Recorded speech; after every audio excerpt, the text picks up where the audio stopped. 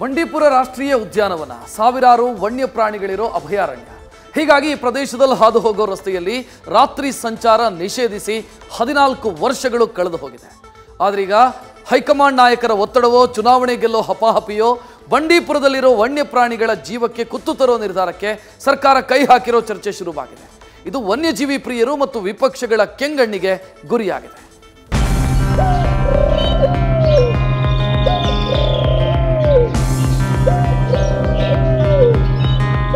ಪ್ರಕೃತಿಯ ಸಮತೋಲನಕ್ಕೆ ಕೇವಲ ಮನುಷ್ಯರಿದ್ರೆ ಸಾಕಾಗಲ್ಲ. ಪ್ರಾಣಿ, ಪಕ್ಷಿ, ಗಿಡಮರ, ನದಿ, ಬೆಟ್ಟ, ಗುಡ್ಡ ಈ ಎಲ್ಲವುಗಳ ಅಸ್ತಿತ್ವ ಅಷ್ಟೇ ಮುಖ್ಯ.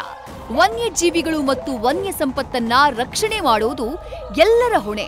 ಆದ್ರೀಗ ವನ್ಯ ಪ್ರಾಣಿಗಳ ಜೀವಕ್ಕೆ ಮಾರಕವಾಗುವ ಕಾರ್ಯಕ್ಕೆ ರಾಜ್ಯ ಕಾಂಗ್ರೆಸ್ ಸರ್ಕಾರ ಕೈ ಹಾಕಿರುವ ಆರೋಪ ಕೇಳಿಬಂದಿದೆ.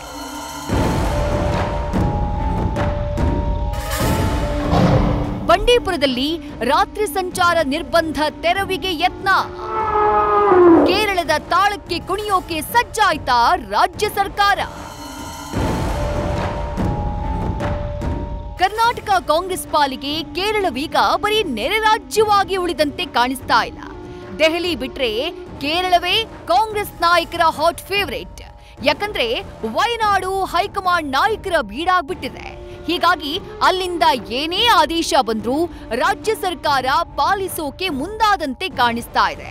ಸುಪ್ರೀಂ ಕೋರ್ಟ್ ಆದೇಶದಂತೆ 2010ರಲ್ಲಿ ಬಂಡೀಪುರ ರಾಷ್ಟ್ರೀಯ ಉದ್ಯಾನವನದಲ್ಲಿ ಹಾದು ಹೋಗುವಂತಹ ರಾಷ್ಟ್ರೀಯ ಹೆದ್ದಾರಿ 766ರಲ್ಲಿ ರಾತ್ರಿ ಸಂಚಾರಕ್ಕೆ ನಿರ್ಬಂಧವನ್ನ ವಿಧಿಸಲಾಗಿತ್ತು. ಆದ್ರೀಗ ಡಿಸಿಎಂ ಡಿಕೆ ಶಿವಕುಮಾರ್ ಈ ನಿಷೇಧವನ್ನ ತೆರವು ಮಾಡೋಕೆ ಮುಂದಾಗಿದ್ದಾರೆ ಅನ್ನುವಂತಹ ಚರ್ಚೆ ಆರಂಭವಾಗಿದೆ. ಇಷ್ಟಕ್ಕೆಲ್ಲ ಕಾರಣವಾಗಿರೋದು ಡಿಸಿಎಂ ಡಿಕೆ ಶಿವಕುಮಾರ್ ಅವರ ಈ ಮಾತು. ನಾನು ಬಂಡೀಪುರಕ್ಕೆ ಅಲ್ಲಿ ಹೋಗಿ ನಮ್ಮ ಪ್ರತಿನಿಧಿಗಳು ನನ್ನ ಹತ್ರ ಮಾತಾಡಿದ್ದಾರೆ. ನಾವು 2 ಸರ್ಕಾರಗಳನ್ನ ಕರೆಸಿ ಕೂತ್ಕೊಂಡು ಮಾತುಕತೆ ಮಾಡಿ ಇಬ್ಬರಿಗೂ ಅನುಕೂಲ ಯಾವ ರೀತಿ ಆಗ್ತದೆ, ರಾಜ್ಯದ ಹಿತನೂ ಕಾಪಾಡಿಕೊಂಡು ಜನರ ಹಿತನೂ ಕಾಪಾಡಿಕೊಂಡು ಪರಿಶೀಲನೆ ಮಾಡ್ತೀವಿ ಅಂತ ಹೇಳಿದೀವಿ. ರಾಜ್ಯ ಸರ್ಕಾರದ ಈ ನಿರ್ಧಾರಕ್ಕೆ ವ್ಯಾಪಕ ಆಕ್ರೋಶ ವ್ಯಕ್ತವಾಗ್ತಾ ಇದೆ. ಜೊತೆಗೆ ವನ್ಯ ಪ್ರಾಣಿಗಳಿಗೆ ಸಮಸ್ಯೆ ಎದುರಾಗುವ ಆತಂಕ ಶುರುವಾಗಿದೆ. ಅಷ್ಟಕ್ಕೂ ರಾಜ್ಯ ಸರ್ಕಾರ ಈ ನಿರ್ಧಾರಕ್ಕೆ ಕೈ ಹಾಕಿರುವುದರ ಹಿಂದಿರೋ ಕಾರಣ ಏನು? ಹೈಕಮಾಂಡ್ ನಾಯಕರ ತಾಳಕ್ಕೆ ಡಿಸಿಎಂ ಕುಣಿತಿದಾರಾ ಅನ್ನುವ ಪ್ರಶ್ನೆ ಮೂಡದೇ ಇರಲ್ಲ.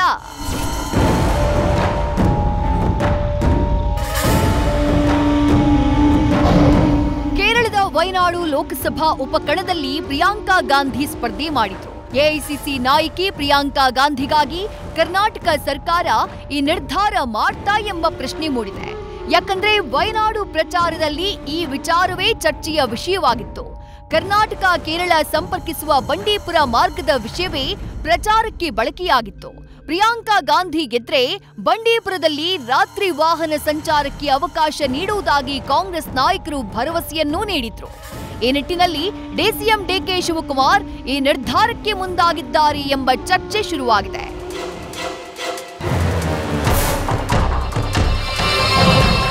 ಸರ್ಕಾರದ ಮುಂದೆ ಯಾವುದೇ ಪ್ರಸ್ತಾಪವಿಲ್ಲ ಎಂದ ಸಿಎಂ. ಎಲ್ಲರ ಅಭಿಪ್ರಾಯ ಪರಿಶೀಲಿಸಿ ತೀರ್ಮಾನ ಎಂದ ಖಂಡ್ರೆ.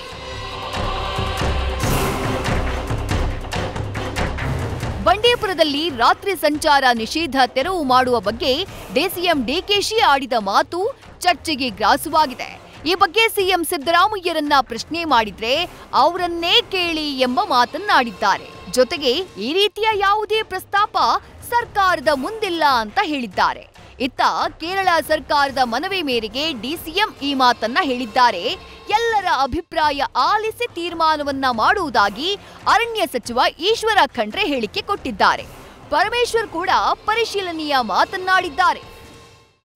ಆತದ ಚರ್ಚೆನೂ ಆಗಿಲ್ಲ, ಪ್ರಸ್ತಾವನೂ ಇಲ್ಲ.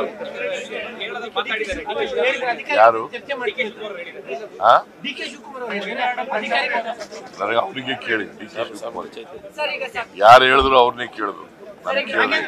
ನನಗೆ ಗೊತ್ತಿರೋ ಮಟ್ಟಿಗೆ ಸರ್ಕಾರದ ಮುಂದೆ ಯಾವುದೇ ಪ್ರಸ್ತಾವ ಇಲ್ಲ, ಚರ್ಚೆನೂ ಆಗಿದೆ. ಕೇರಳದವರು ಸುಮಾರು ದಿವಸದಿಂದ ಅವರ ಒಂದು ಬೇಡಿಕೆ ಇದೆ, ಅವರು ಮನವಿಯನ್ನು ಕೊಟ್ಟಿದ್ದಾರೆ. ಇವತ್ತು ಆ ಮನವಿ ಬಗ್ಗೆ ಸನ್ಮಾನ್ಯ ಉಪಮುಖ್ಯಮಂತ್ರಿಗಳು, ಸನ್ಮಾನ್ಯ ಮುಖ್ಯಮಂತ್ರಿಗಳು ಇವತ್ತು ನಾವೆಲ್ಲ ಸೇರಿ ಅದ್ರ ಬಗ್ಗೆ ಪರಿಶೀಲನೆ ಮಾಡಿ ಇವತ್ತೆಲ್ಲರ ಅಭಿಪ್ರಾಯವನ್ನು ಪಡೆದುಕೊಂಡು ಸರ್ವೋಚ್ಚ ನ್ಯಾಯಾಲಯದ ತೀರ್ಪುಗಳಿದ್ದಾವೆ, ಅವೆಲ್ಲವನ್ನು ನೋಡಿಕೊಂಡು ಒಂದು ತೀರ್ಮಾನವನ್ನು ಮಾಡ್ತಾರೆ.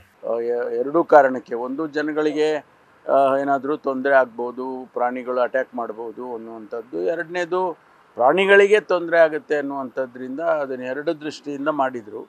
ಈಗ ಅದನ್ನು ಪರಿಶೀಲನೆ ಮಾಡ್ತಾ ಇದ್ದಾರೆ ಅಷ್ಟೇ. ಡಿಸಿಎಂ ಡಿಕೆ ಶಿವಕುಮಾರ್ ನಡೆಗೆ ಪರಿಸರವಾದಿಗಳು ತೀವ್ರ ಆಕ್ರೋಶವನ್ನ ಹೊರಹಾಕಿದ್ದಾರೆ. ಜೊತೆಗೆ ಮೈಸೂರು ಸಂಸದ ಯದುವೀರ್ ಒಡೆಯರ್ ಕೂಡ ವಿರೋಧವನ್ನ ವ್ಯಕ್ತಪಡಿಸಿದ್ದಾರೆ. ರಾಜಕೀಯ ಲಾಭಕ್ಕಾಗಿ ಈ ರೀತಿಯ ಬೇಜವಾಬ್ದಾರಿಯ ನಿರ್ಧಾರವೇಕೆ ಅಂತ ಕಿಡಿಕಾರಿದ್ದಾರೆ. ಒಟ್ಟಾರೆ ಅರಣ್ಯ ವನ್ಯ ಪ್ರಾಣಿಗಳು ದೇಶದ ಸಂಪತ್ತು.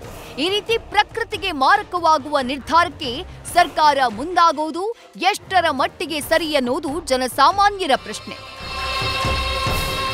Political bureau, news first. News first ನಿರ್ಭೀತಿಯಿಂದ ನಿಮ್ಮ ಪರವಾಗಿ.